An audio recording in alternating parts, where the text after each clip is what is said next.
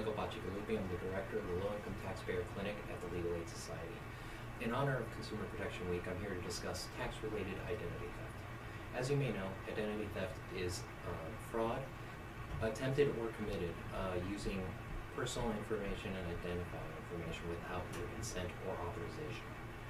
Now, there's a couple ways that this affects your taxes. Someone can use your information and file a tax return in your name to get a refund.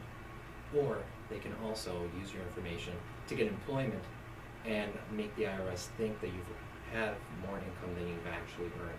Both of these situations can result in a tax debt if not discovered or reported to the IRS.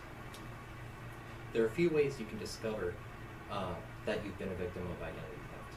One is if you're trying to e-file your tax return and the IRS rejects that return, stating that there's another return that's already been filed with the same Social Security number.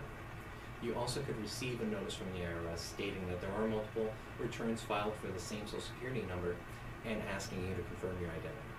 You also could receive an IRS notice stating that you've earned income from an employer from whom you've never worked. You can also receive a collection notice, a balance due notice, or a reduction or refund notice for a tax year in which you've never filed. If you are a victim of identity theft, there are a few ways in which you can report it to the IRS.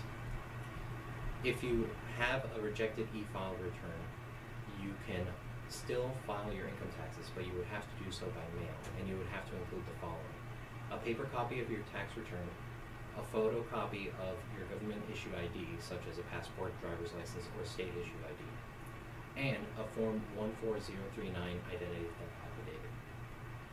And you would send all that mailed to the address that's included in the instructions for a 1040 return.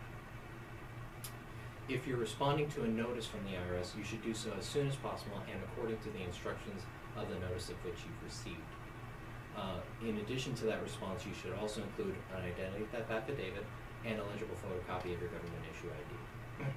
Please be aware that IRS scammers are out there and will attempt to pose as the IRS through phone calls and IRS notices. Please be aware with phone calls, the IRS will never demand payment immediately, and an IRS agent will always identify themselves by their name and badge number. On IRS notices, there's always a letter code and an identification number as well.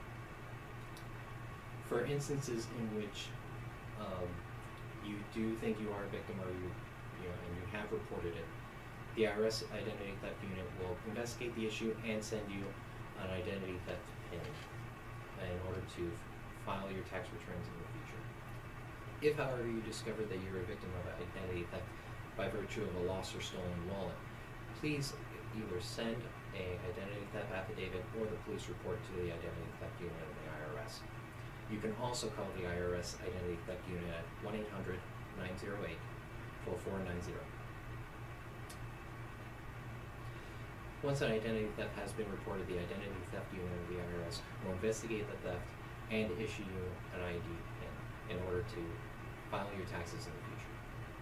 Please be aware that IRS scammers are out there and often pose as IRS agents through either phone calls or fake mail notices. If you suspect that you've been a victim of identity theft, received a fake IRS notice, or just need assistance with the IRS, please contact the Low Income Taxpayer Clinic, 561-655-8944, extension 287. Thank you.